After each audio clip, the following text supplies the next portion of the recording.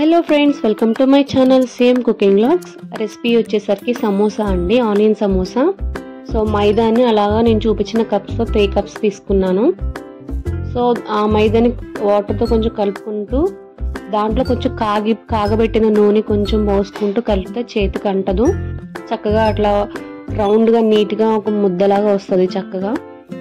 So అట్లా వచ్చిన దాన్ని ఇట్లా రౌండ్గా చేసుకొని, సో అలాగా పిండి ముద్దల్లాగా రౌండ్గా చేసుకొని దాన్ని చపాతీలాగా పిండి వేసుకుంటూ చపాతీలాగా చేసుకోవాలండి. అట్లా చేసుకున్న తర్వాత సో మొత్తం నాకు 6 చపాతీస్ వచ్చాయి. సో అట్లా చపాతీలా చేసుకొని అట్లా ఎందుకు పెనం మీద కాలుస్తాను అంటే, మనం సమోసా చేసేటప్పుడు అనేది చేతికి అంటకుండా సమోసా అనేది చెదరకుండా నీట్గా వస్తుంది.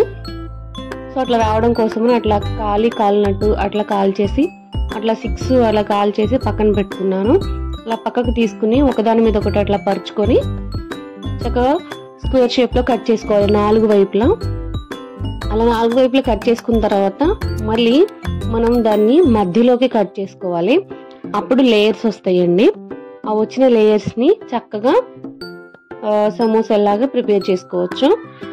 ఈలోపు సమోసాలకు కావాల్సిన స్టఫ్ రెడీ చేసుకుందాము. పచ్చిమిర్చి ఒక 2-3 తీసుకుని సన్నగా తరిగాను. ఆనియన్స్ ఒక 3 తీసుకుని సన్నగా తరిగాను. కొత్తిమీర వేసాను.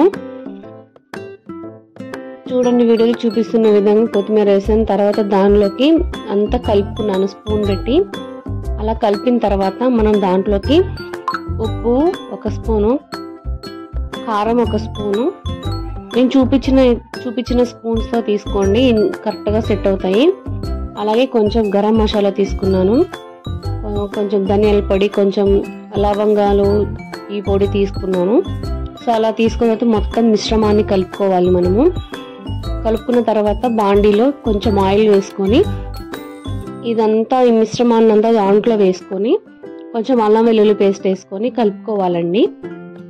సో అలా కలుపుకొని కొంచెం సేపే మగ్గించుకోవాలి, ఎక్కువసేపు మగ్గించకూడదు. ఎందుకు అంటే బాగా ఉడికిపోతే మళ్ళీ సమోసాలో పెట్టేసినప్పుడు మళ్ళీ బాగా మెత్తగా అయిపోతాయి. కొంచెం పచ్చిగా ఉంటేనే టేస్ట్ అనేది బాగుంటుంది. కాబట్టి మీరు ఇట్లా అలా కలుపుకున్న తర్వాత కొంచెం పావుబద్దు నిమ్మకాయ పిండుకుంటే టేస్ట్ అనేది బాగుంటుంది. ఇట్లా మధ్యలో కట్ చేశాను. కట్ చేసి చక్కగా లేయర్స్ లా వస్తాయి చూడండి.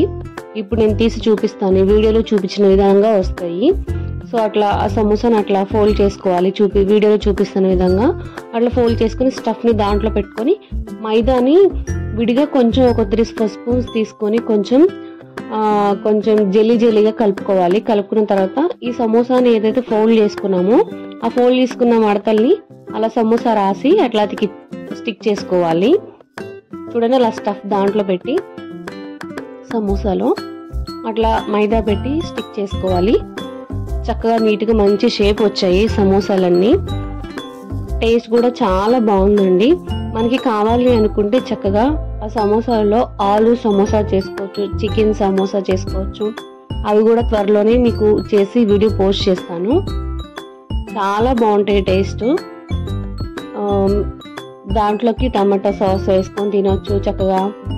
చాలా మనం చేసుకుంటే చాలా వెరైటీలు చేసుకోవచ్చు అండి దీంట్లో స్టఫ్కి. సో మనం వెజ్ నాన్ వెజ్ స్టఫ్ అయినా చేసుకొని మనం రెడీ చేసుకొని దాంట్లో అలా పెట్టి చక్కగా సమోసా చూడండి ఎంత మంచి షేప్ వచ్చిందో చూడండి. చక్కగా నూనె లేగాయి. కళాయి మార్చామండి, గుంటగా లేదు మునగలేదు కాబట్టి మంచిగా రాలే అనిపించింది. ఈలోపు పచ్చిమిర్చి చిన్న వాటిని తీసి కొంచెం ఉప్పేసి వాటిని వేయించాము అన్నమాట. పచ్చిమిర్చిని ఉప్పేసి చక్కగా నూనెలో అలా వేయించాము. బాగుంటుంది. ఆనియన్ పెట్టుకొని అట్లా నిమ్మకాయ పెట్టుకొని పచ్చిమిర్చి పెట్టుకొని తింటే టేస్ట్ అనేది సూపర్ ఉంటుంది. మీరు ఎవరికైనా తెలియదు ఉంటే చూసి నేర్చుకోండి. Please share, subscribe.